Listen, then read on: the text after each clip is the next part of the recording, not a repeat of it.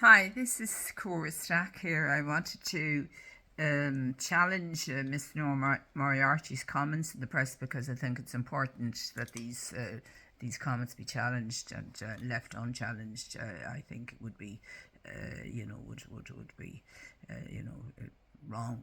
So let me, take the lead on this. So the YouTube title of my video here is Norma Moriarty's remarks cannot go unchallenged. Independent candidates deserve respect. In fact, everybody deserves respect, but you'd imagine we deserve respect. A cup of tea and a biscuit wouldn't have would have been appreciated in County Kerry. They're well able to eat biscuits in Kerry. Today I want to respond to something important that happened here in Kerry, or after the special meeting for the presidential nomination in Kerry on the 18th of September. Is that why we're not getting any biscuits? Because we're not wanted? We're too good to be true. Is that what it is? Well, I always offer people, I'm very hospitable. After the special meeting on the presidential nomination, Councillor Norma Moriarty made public remarks claiming that none of the independent candidates displayed sufficient gravitas or had a tested record of public service. With respect, these words cannot go unchallenged. This is not just about me, but about every independent candidate who put themselves forward in good faith.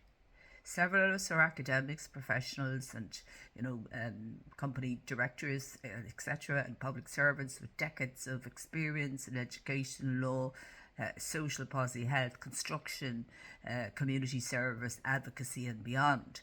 To dismiss all of us with one sweeping statement is misleading, unfair, and ultimately damaging to democracy. My record.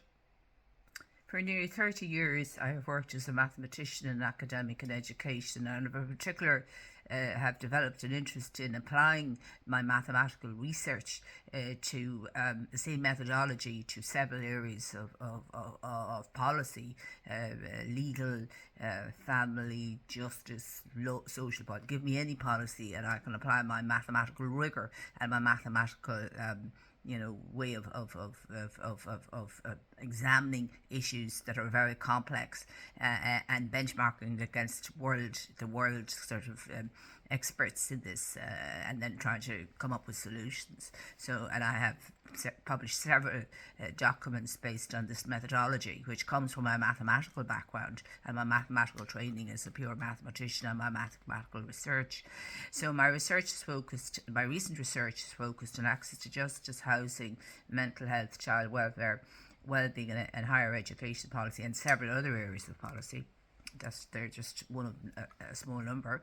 These are not abstract topics. They're urgent realities affecting families, societies, communities all across Ireland, Kerry, Ireland and beyond, because they're all global.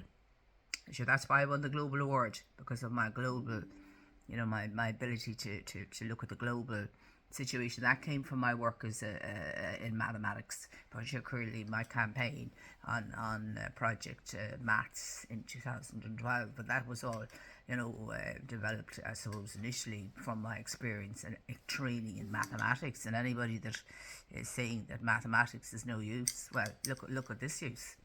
So my work is openly published and recognised internationally. It has been led in discussions all around the world, and it proposes practical solutions. In governance, I served almost a decade as the only elected female representative in my university. I was honoured to receive the 2025 Ramanujan Memorial Prize for Excellence in Academic Leadership. But what I value more than an award is the trust placed in me to lead, represent and resolve. So that's what I'm doing all my life, problem solving, but I've applied it to different domains. You see, that's the great thing about a training in advanced mathematics.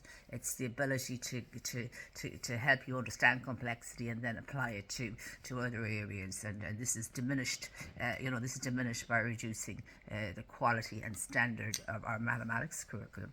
This is I can easily see it now looking at what I've produced being, from going to places like NUIG and UCD and other places, and where exams were extremely difficult in those days, and you didn't get first place in your class with a gold medal, without producing outstanding work or first class honours. So this is not CV as someone without gravitas.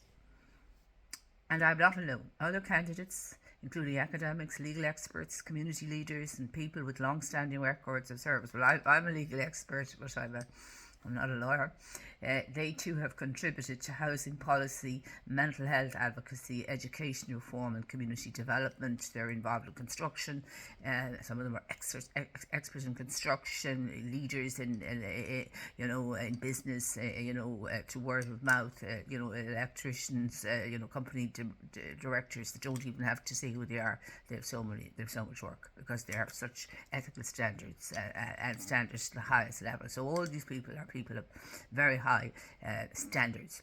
So to dismiss all of them out of hand as to ignore a wealth of knowledge, experience, and dedication. In fact, if I had a team working with me, I'd have almost all of them working for me. They're so good. We may differ in our approaches, but we are united by a willingness to put our names forward, to stand up, and to offer voters a real choice. It is deeply troubling that not a single Fianna Fáil councillor in Kerry supported any candidate. Neither did a Fine Gael councillor, or perhaps other councillors. I wasn't privy to the vote, but certainly I knew the Fianna Fáil and Fine Gael had blocked anyway, so it seems they're also hidden blocks by what's going on here.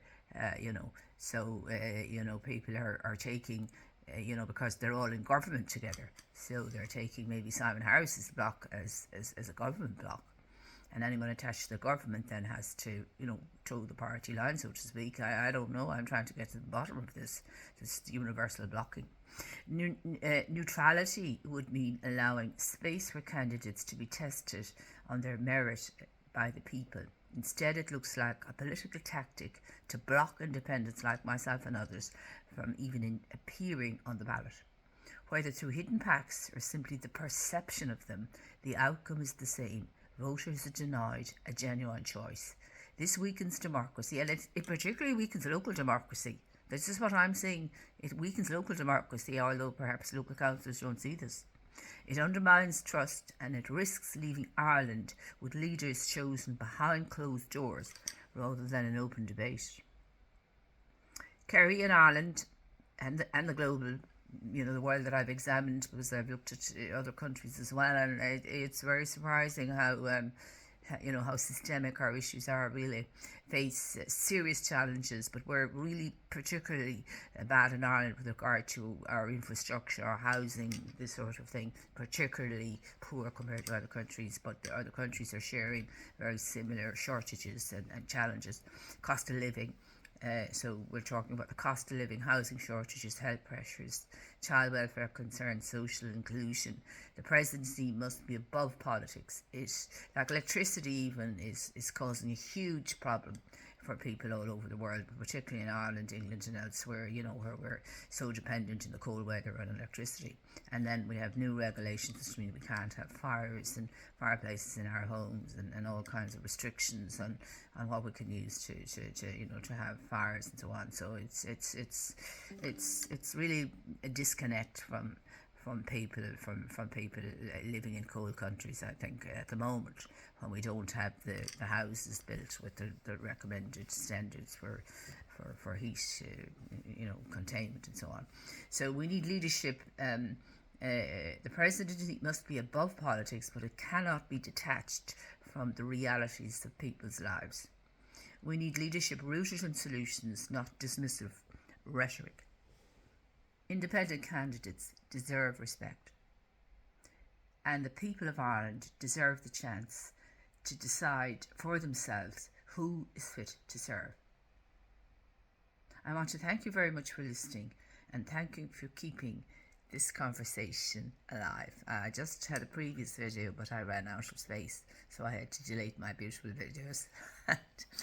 They're just memories, probably, hopefully. Well, I have them up on my YouTube, so perhaps not quite memories. So it was nice to keep them. But So so I think I'm fairly challenged. I had to do it on behalf of the independents and myself to counteract, and I'd like to see Miss Norma Moriarty's CV, and it wouldn't be in the halfpenny place compared to the combined CVs of all the independents that are being brushed aside by people like herself.